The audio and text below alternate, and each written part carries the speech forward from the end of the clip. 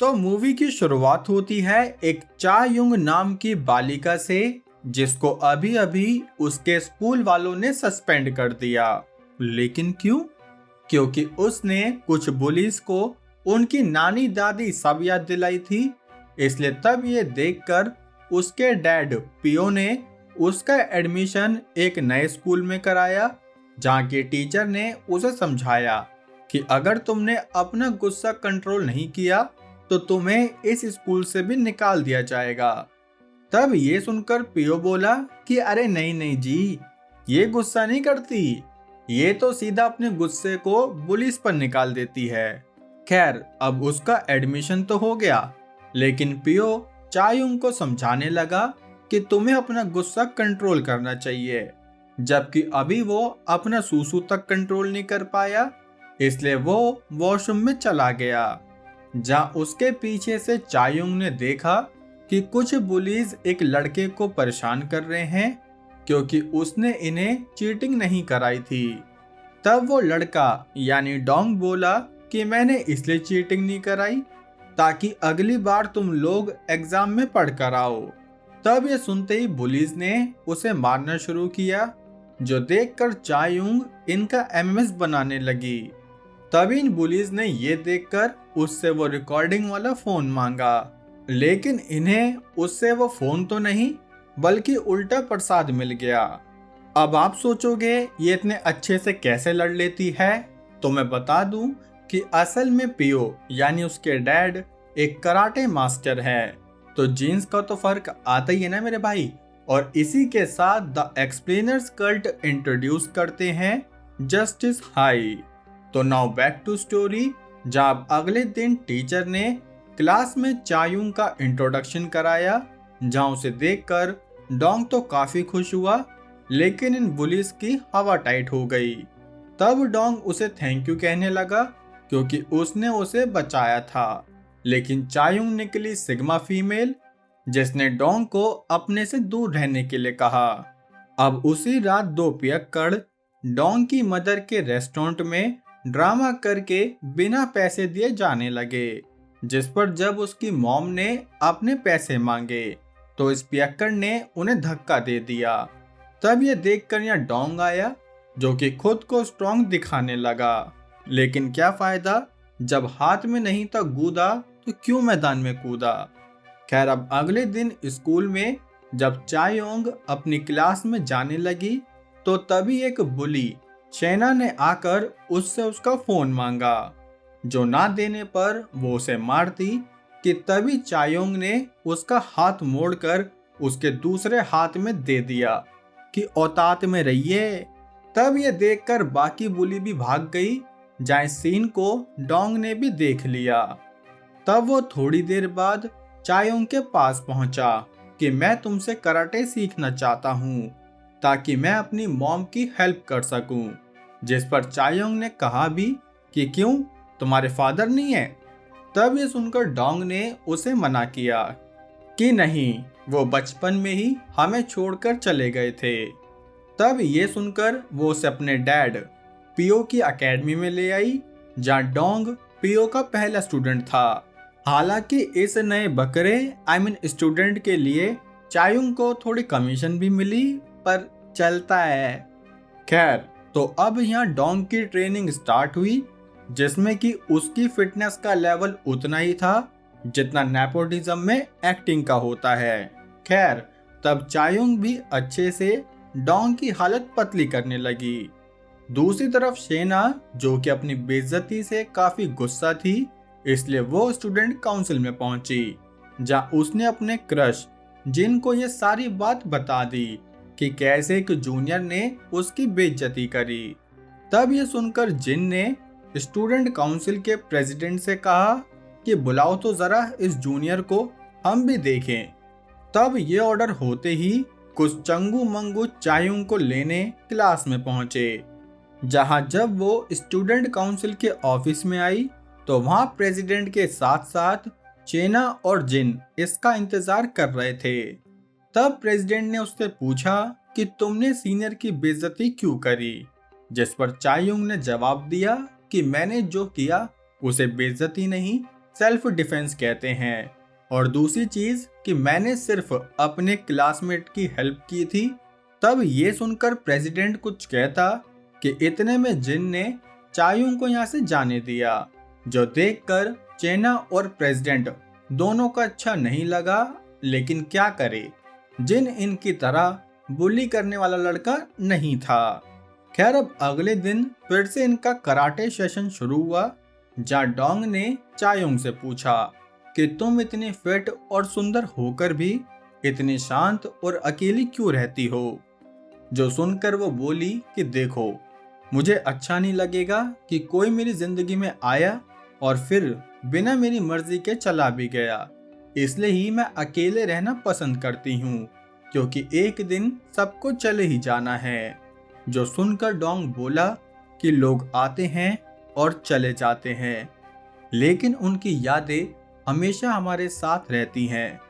जो सुनकर चायुंग को काफी अच्छा फील तो हुआ, लेकिन फिर भी उसने डोंग को कोई रिएक्शन नहीं दिया।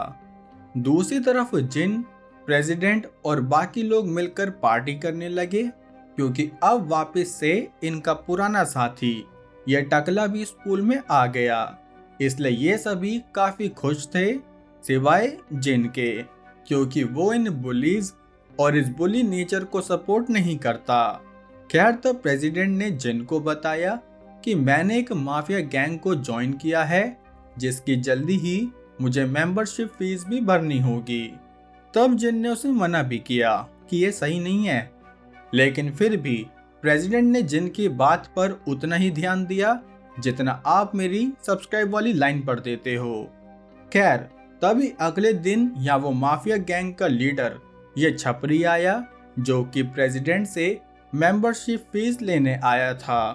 तभी उसने जिन को भी ऑफर किया कि तुम भी हमारी गैंग में आ जाओ, जिसके लिए मैं तुमसे कोई फीस नहीं लूंगा, क्योंकि वो जानता था कि जिन एक अच्छा बॉक्सर है तो इससे उसकी गैंग मजबूत होगी। लेकिन फिर भी जिन ने उसकी गैंग में जाने से साफ मना कर दिया। दूसरी तरफ प्रेसिडेंट को काफी गुस्सा आया, क्योंकि वो अभी तक मेंबरशिप फीस इकट्ठा नहीं कर पाया था। इसलिए वो बोला कि मुझे अभी किसी को मारने का मन कर रहा है, तो चलो उसे डोंग को लेके आओ।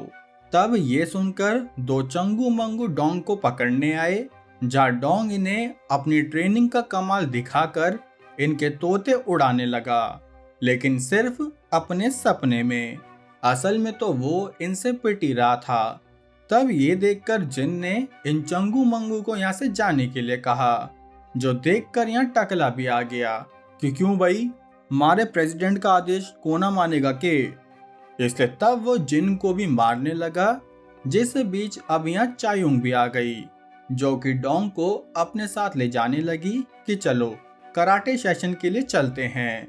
लेकिन तब टकले ने चायुंग पर भी अटैक किया, जहाँ उसे लगा कि वो जीत जाएगा, लेकिन चायुंग ने खाई थी खली की दही, इसलिए उसने टकले को भी प्रसाद दे ही दिया। तब ये देखकर जिन भी उसका फैन बन गया, इसलिए वो चाहता था कि वो भी कराटे प्रैक्टिस करने लगे, जिसके लिए उसने डोंग से बात करी। तब डोंग उसे पीओ के पास लेके आया, जहाँ नया बकरा स्टूडेंट लाने की खुशी में पीओ ने डोंग को भी कमीशन दे दी। हालांकि जिन का असली मकसद चायुंग के करीब आना था, जबकि वो तो उसे घास भी नहीं डालती थी। खैर, तब जिन ने उसे बताया कि मैंने अब वो बुली ग्रुप छोड़ दिया है, क्योंकि मुझे वो पहले से ही पसंद नहीं था। इसलिए अब ये तीनों मिलकर अपनी ट्रेनिंग सेशन में लग गए, जहाँ ये धीरे धीरे अच्छे दोस्त बनने लगे, क्योंकि साथ में मूवी देखना, खाना पीना, एक दूसरे के घर वालों से मिलना, इन सब से तो होती ना दोस्तों दोस्ती मजबूत। इसलिए तभी जब जिन और चायुंग डोंग के रेस्टोरेंट में खाना खाकर अकेले में आए, तो पता चला कि जिन हमेशा से इनके जैसे ही दोस्त चाहता था, जबकि उसे मिली बुली गैंग। इसलिए तब वो बुलिस की तरह रहने लगा, जबकि अब उसे अपनी असली दोस्ती इन दोनों के साथ फील हो रही थी। तब चायुंग को भी उससे बात करके काफी अच्छा लगा। हालांकि जिन बिल्कुल मेरी तरह है, कि जब मेरे को बुली गैंग मिली तो मैं भी वैसा बन गया, और अब अच्छे दोस्त मिले तो मैं भी वैसा बन गया। खैर, अब अगले दिन जब जिन की मुलाकात प्रेसिडेंट से हुई तो पता चला कि कॉलेज प्रेसिडेंट के माफिया गैंग में एंट्री लेने से अब वो छपरी का भी इस स्कूल की स्टूडेंट काउंसिल पर पूरा कंट्रोल रहेगा, जो सुनकर जिन को बिल्कुल अच्छा नहीं लगा। इसलिए उसने प्रेसिडेंट को मना किया कि स्कूल की काउंसिल अलग चीज है और माफिया गैंग अलग। लेकिन तब उल्टा प्रेसिडेंट अपने माफिया मेंबर होने का घमंड दिखाते हुए बोला कि अब तो तुम देखते जाओ मैं उस चायुंग का भी क्या हाल करता हूँ। तब चायुंग का नाम सुनते ही जिन को गुस्सा आया और फिर इन दोनों की लड़ाई होने लगी, जिसमें कि जिन जो कि बॉक्सिंग में अच्छा था तो उसने 2 मिनट में प्रेसिडेंट को आम आदमी बना दिया, जिसकी वजह से प्रेसिडेंट को गुस्सा आया तो वो यहाँ से शेना के पास पहुंचा। याद है ना शेना जो कि जिन को पसंद करती है? हाँ, यही। खैर, तब प्रेसिडेंट ने शेना को भड़काया कि जिन तो अब चायुंग को पसंद करने लगा है, तो तुम्हें नहीं लगता कि तुम्हें चायुंग से बदला लेना चाहिए? तब यह सुनकर शेना उसे मारने के लिए मान गई। इसलिए उसने तभी उसे मैसेज करके स्टूडेंट काउंसिल ऑफिस में बुलाया, जहां वो चायुंग के आगे दोस्ती का हाथ बढ़ाकर उससे बात करने लगी।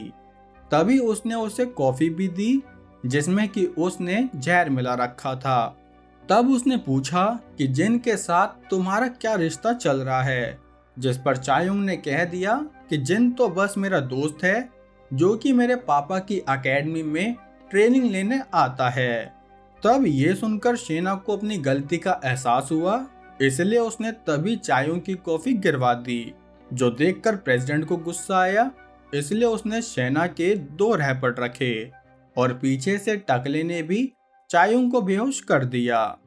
दूसरी तरफ जब डोंग ने कुछ स्टूडेंट्स की बात सुनी तो उसे पता चला कि चायुंग को प्रेसिडेंट ने होपचे में ले लिया है, जो सुनकर उसने ये खबर जिन को बताई तो जिन ने चायुंग को फोन किया, जिसका जवाब उसे प्रेसिडेंट से मिला कि अगर इसे बचाना है तो स्कूल के जिम में आ जाओ।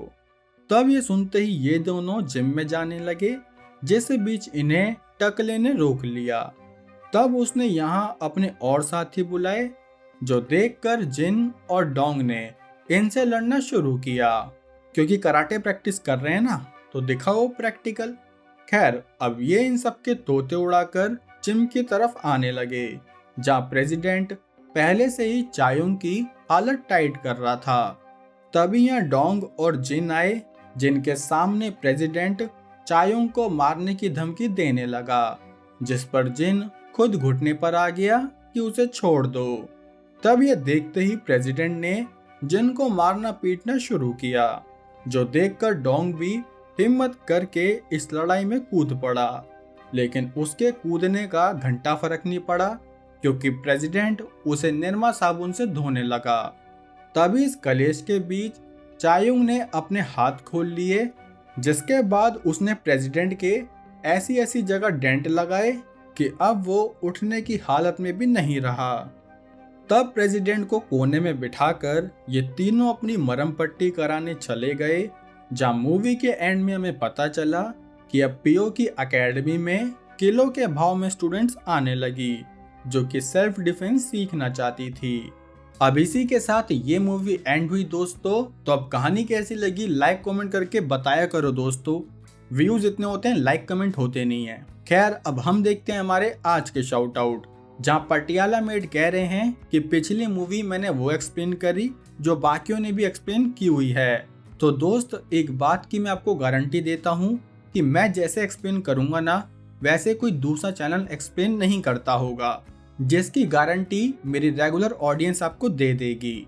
बाकी एक भाई को रोज 2 वीडियो चाहिए, तो मेरे भाई मैं आपके लिए अलग से शॉर्ट चैनल बनाऊंगा, तो फिर वहाँ रोज 2 शॉर्ट डल जाएंगे। और एक ही अलग भाई की शाउट आउट ना दे के औकात दिखा दी, तो लो भाई आपका शाउट आउट डन। और हर्ष थैंक यू भाई, और आरडी क्रॉस उस्मान भाई सबको शाउट आउट डन। तो चलो अब हम मिलेंगे हमारी अगली वीडियो में, तब तक के लिए जय हिंद।